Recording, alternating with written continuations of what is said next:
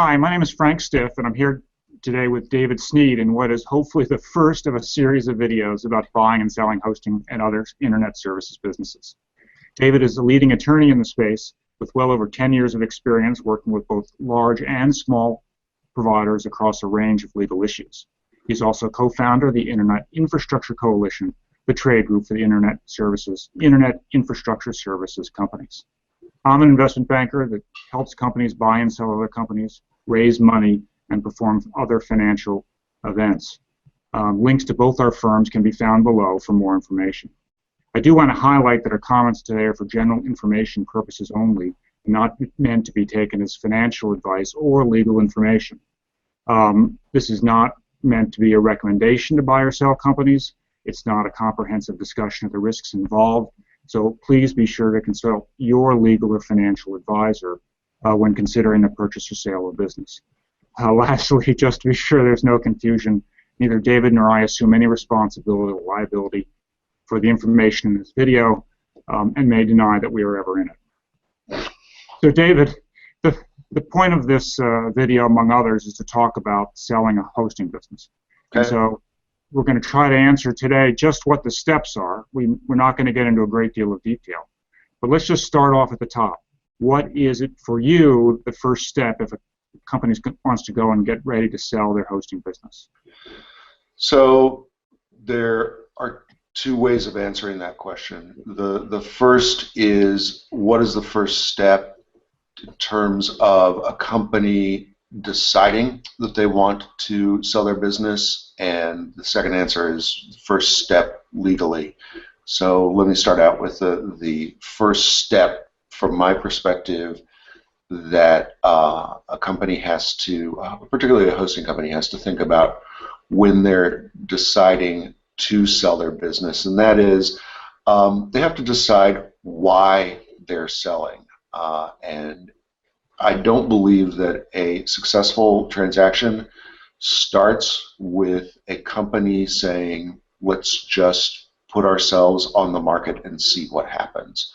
I think that there needs to be, for my clients who have successfully sold their businesses for an amount that they believe fairly reflects their value, they've actually been thoughtful about the process, about why they're selling. So that's kind of the first emotional hurdle, or the first thing intellectual thing to think about. From a legal perspective, the first thing to think about is, are we ready to sell? What do we need to go through legally to figure out how we're going to get our ducks in a row in order to prepare for a sale? And are there any particular legal issues that typically crop up when a company's thinking about selling? Sure. The first and most important thing is, have you done everything that you are required to do from a corporate status perspective in order to sell your company? I have had at least 3 transactions fail at the very end simply because my clients had not been maintaining their record books, had not been having meetings, and at the end of the day, when we got to the figuring out how to get the transaction approved, it was just too much of a burden for them to go through all of the paperwork to get themselves on the right track. So from a legal perspective, you just need to either engage your corporate counsel or engage someone to help you get your corporate status settled. You need to be in good standing. You need to have had all your meetings, depending on what your corporate status is. You need to have a minute book that reflects that, and you need to be in a position where you know who all your shareholders are, how much they own, and what is required in order to get them to approve a transaction. All right. You know, it's from our standpoint, it's similar in that the way we look at it is once you start a transaction, you don't want to have to stop partway through it to go find something out or to go fix something. Because transactions have a momentum. Once you have several prospective buyers interested in your business, you'd like to make sure that they keep moving forward and that you don't have to stop the whole process for 2 months while you figure something out. So for us, another key part of the initial step is to make sure you can answer the basic questions a buyer is going to want answered. Questions about your business's profitability, questions about its size, customer stability. And these things are really pretty straightforward. A good set of financial statements does a lot. A good set of figures as to how many customers you've been adding and losing over time helps out. How good is your marketing? These are all kind of basic parts of information that's very helpful to make sure you have up front. Because sometimes when you get into a transaction, it can take a few weeks to pull some of this stuff together if your systems aren't in good shape. So those are kind of the big preparation step from our end. I guess as you're ready to get going, the next step, of course, is to start trying to contact prospective buyers or to find interested parties. I think we're going to skip the interested party discussion for another time, and that can be a fairly lengthy conversation about how you go about finding prospective buyers. So let's say you fixed your problems internally, you're ready to go, you have all your data lined up, you've got 4 or 5 interested parties you want to approach. What's the first step? So the first step is honestly not a legal step. I would say that the first step, once you've got all the parties lined up, is your lawyer should not be the one piggybacking the transaction. That should be your financial advisor. What you should have in your pocket, however, is your own letter of intent. Because unless you're dealing with a very sophisticated buyer, once you start negotiating or start talking to potential buyers, people are just going to ask you for a letter of intent, or you can just provide one for them. If you have your own letter of intent, there are 2 advantages to that. One is it really shows a level of sophistication to potential buyers that you are committed to the process. The second is that if you have a letter of intent written by someone who routinely engages in transactions, your letter of intent is not going to be 65 pages long. It's going to be a very concise letter of intent, and it is going to adequately protect you. One of the things to understand about letters of intent is there are a couple of places in transactions where companies are really susceptible to claims and litigation, and one of them is at the letter of intent stage. So you're going to want to have a letter of intent that's been vetted by your financial advisor, vetted by your lawyer, so that you are not putting yourself in a position that you're going to be susceptible to a claim, for example, that you had committed to exclusivity with a particular buyer when in fact you were negotiating with multiple buyers. All right. Well then, okay. So then we've got a draft LOI ready to go from when we get an offer. We probably also need a confidentiality agreement, and then I think you're ready to start contacting buyers. And again, there are those of you out there that are going to do this themselves. Perhaps you know somebody that you think would be a good buyer for your business. If you have a financial advisor, they'll probably contact people on your behalf. So the next step where you're contacting prospective buyers, the first thing you're going to do is to sign a confidentiality agreement with them so that all your information stays confidential and they don't go blabbing around to your customers that you're selling the business. Once you're through that, then you get to the stage where you're going to share information back and forth. And there's a variety of goals in this part of the transaction. The buyer's goal is he was going to want to know how much cash your business is going to generate for him when he owns it, and what the risk is that cash is actually going to occur. If your business is generating a lot of cash, but the buyer looks at it and thinks it's all going to go away in 6 months, you're not going to get a great offer for your business. The seller wants to know if the buyer has the resources to complete the transaction. Obviously, you want to know that the buyer has the money to pay. You also want to know that they've got the capabilities to complete the transaction. And by capabilities, it's in your goal as a seller to have a successful transaction. If the buyer buys it and then 4 days later crashes the entire infrastructure because they're not competent, the odds are that the transaction is not going to turn out to be successful for them. And before they blame themselves, they're going to try to blame you. And I think both sides want to make sure they're dealing with a good partner. So they're, both you and the buyer want to go back and forth to make sure you're a good partner to do a transaction with. And remember, at this initial stage where you're sharing information, the goal is to get to an offer. The buyer is really supposed to, or really should, accept the data you give them as being accurate. They're not to be doing due diligence on every piece of data that you give them. They'll do that later. But the first goal is really, let's just get to an offer as quickly as you can without wasting a lot of time and effort of everybody involved. And so at that point in time, hopefully, after talking with a few prospective buyers, you found at least one or hopefully more prospective buyers that put an offer on the table. And one, has called you up, has given you a price, and you think that's a good price. And so at that point, you either talk to your financial advisor or you call your legal advisor on the phone and say, okay, now what? David, I think you're now what?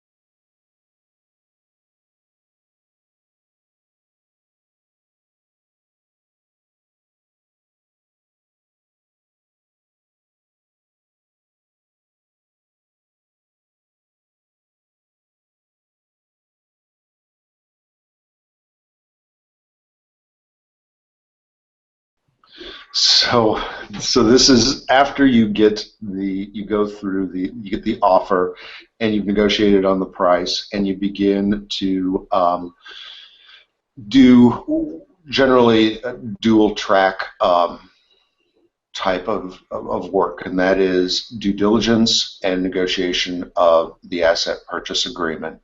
One of the things that you should do when you're beginning to prepare for any transaction is anticipate what due diligence is going to entail.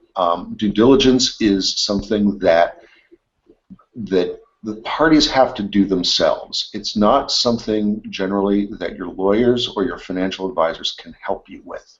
You need to find all the contracts that are relevant to your business. That includes contracts that you have not seen in 10 years.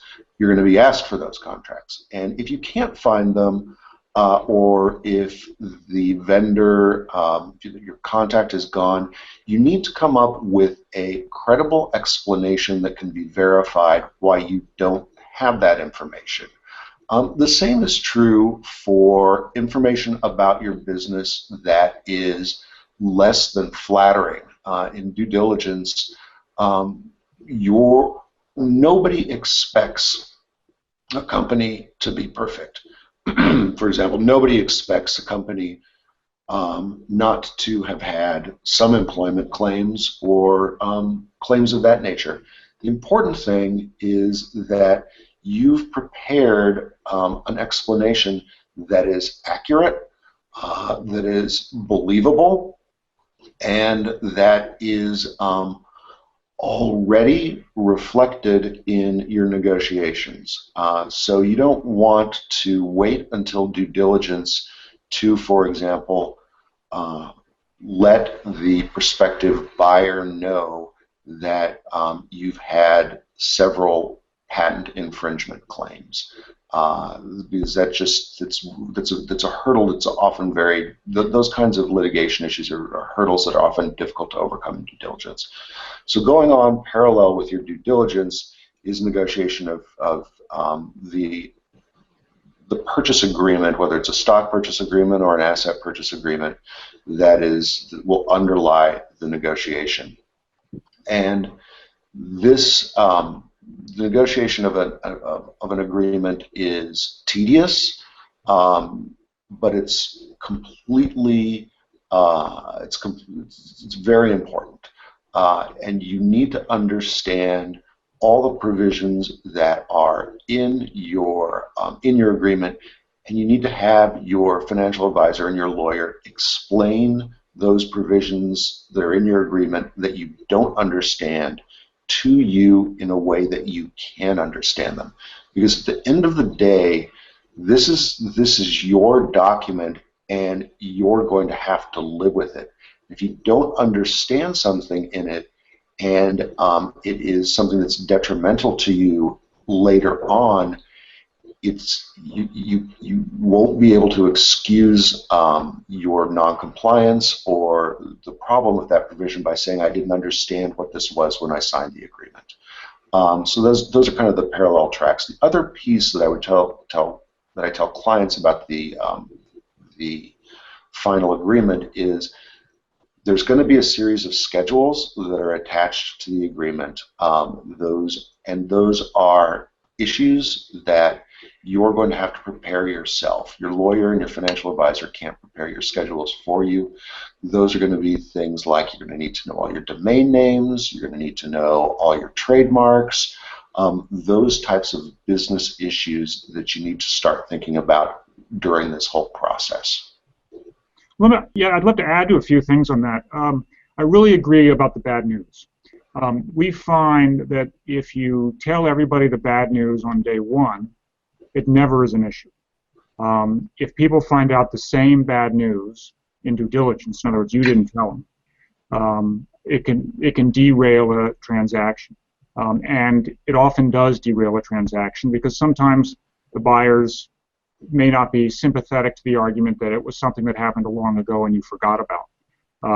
So bad news, always disclose bad news first. The other thing I want to highlight about the purchase agreement negotiation is what David talked about earlier. By having a detailed letter of intent that was pre-prepared and that you used to memorialize the offer that you got from the buyer, that'll have a lot of the key purchase agreement terms in it. Things like non-compete, things like holdbacks. If those are in the letter of intent, then the asset purchase agreement will be a lot less of a surprise. You really don't want to get a document that has a whole bunch of new terms in it that you never heard of or thought about. Because the old expression is that, you know, the big print giveth and the small print taketh away is sometimes true in the APA. I also want to say that two other things. It is not a fun process. It's not the process that one looks forward to like a summer vacation, but it is a manageable process. The most painful part is probably reading the agreement every time your attorney sends it to you, which will be 10 or 15 times. And once you twice. Twice. Once you read it the first time, which will be the most painful, it becomes pretty straightforward. And so I think those are the major steps.